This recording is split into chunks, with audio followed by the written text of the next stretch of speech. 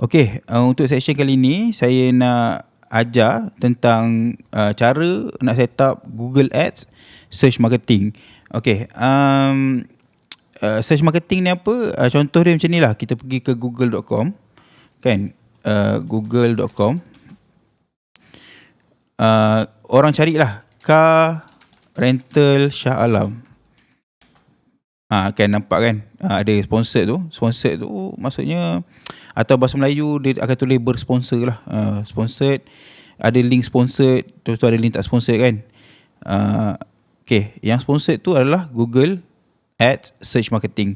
Maksudnya bila orang tu betul-betul nak cari car rental, nampak tak? Bagusnya Google Ads ni, dia betul-betul nak cari car rental. So orang yang nak cari kita punya business ni, orang yang betul-betul dah nak membeli lah, macam tu kan. Tinggal kita tinggal dekat website kita tu nak yakinkan dia je yang dia nak ambil kita sebagai dia nak buat bisnes dengan kita. Dia nak ambil kita punya, dia nak beli kita punya produk, dia nak ambil kita punya servis, macam tu. Dia dah betul-betul nak beli. Itulah bagusnya kalau Google Ads Search Marketing ni. Alright. Okay, kita pergi balik ke adwords.com untuk buka kita punya Google Ads lah. Tekan sign in.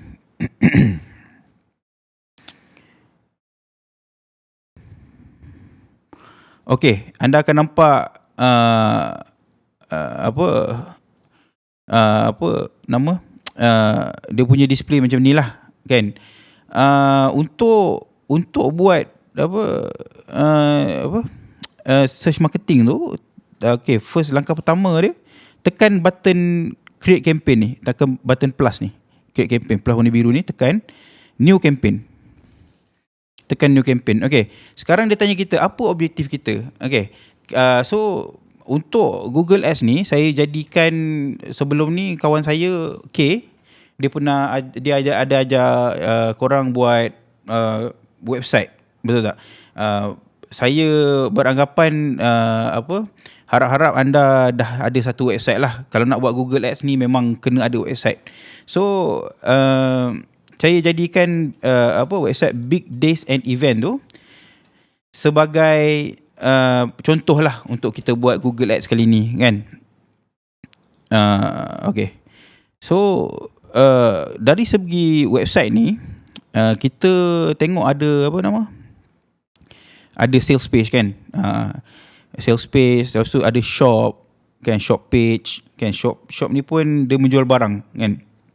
Ni dia macam ada add to cart kan. Dia yelah, orang boleh add to cart produk ni kan, untuk beli dekat website ni kan. So dari segi objektif kita nak orang membeli dari kita kan. So kita pilihlah satu sales. Leads ni kalau saya nak explain, leads ni dia nak orang tu interested je dengan bisnes kita, dengan cara dia bagi kita, dia contact kita lah. Dia contact kita through email ke, dia contact kita through phone call ke, ataupun dia contact through WhatsApp ke kan. Lepas tu website traffic ni, yang website traffic punya objektif ni, nak orang datang website kita je. Nak bagi contohnya nak bagi tahu orang yang kita ada website, apa yang kita letak dalam website kita, apa yang kita offer dekat orang, kat customer kita kan. App promotion ni kalau anda ada app lah, ada app kan. Awareness and consideration ni dia nak bagi tahu ni brand, anda nak bagi tahu yang kita ni wujud. Sebagai contohnya anda buat kambing golek kan. Anda buat kambing golek, nak bagi tahu semua orang yang kita buat kambing golek kan. Mungkin nak bagi brand awareness dekat orang sekeliling tu ke, nak bagi tahu yang kita ada bisnes kambing golek, tapi kita tak harapkan sale lagi. Kita je nak bagi tahu je orang yang kita ni ada buat bisnes kambing golek kan, ataupun anda ada buat yalah bisnes belon-belon ni kan, party planning ni kan. Alright. Lepas tu okay, local store visit and promotion ni, yalah, ini kalau nanti ada setup dia satu, saya akan ajar macam mana nak set up Google business profile yang ada listing nama bisnes kita dekat Google Map tu. Okay, ataupun anda just nak buat create a campaign without a goals guidance kan. Anda just nak buat Google Search Marketing tapi tak ada apa, tak ada tak ada tak tak tentukan lagi goal apa yang anda nak apa, nak capai kan, nak tujuan anda buat Google Search Marketing ni. Okay, apa objektif anda? Sekarang kita pilih sales je, sebab kita orang baru, kita nak sales lah kan, kita nak traffic, kita nak sales dari website kita yang kita dah bina tadi tu lah. Okay, bila kita tekan sales, dia akan automatic, dia akan keluar benda-benda macam ni. Select campaign type.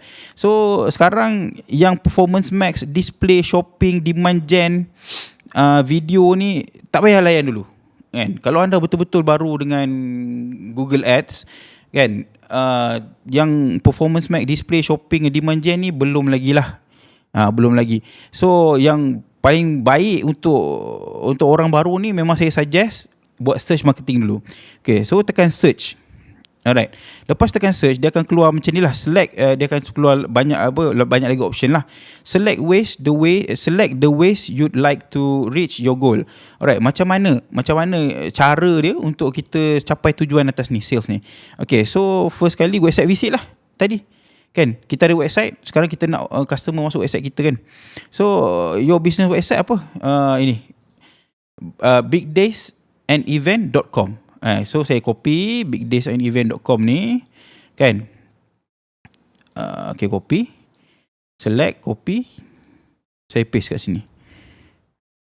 Kita dah ada big day, dah ada website, dah ada link website ni, kita letak kat sini. Lepas tu dia section bawah tu pula dia kata choose your sales conversion. Okay, sales conversion ni, pasal conversion ni saya akan cerita dalam topik conversion secara menyeluruh lagi. So sekarang ni kita pilih dulu dia nak buat apa dekat website kan. Dekat website kita tu mostly dia nak buat apa yang kita harapkan dia masuk website tu, apa yang kita harapkan visitor kita masuk website. First kali yang saya cerita tadi tu lah, dia nak beli barang kan. So yang option pertama purchase ni adalah pilihan utama kita lah. Alright. Lepas tu campaign name. Campaign name saya suggestkan kita letak je nama company pun okey, Big Days and Event Purchase. Ni campaign kita nak orang beli dekat website Big Days and Event ni. Okay.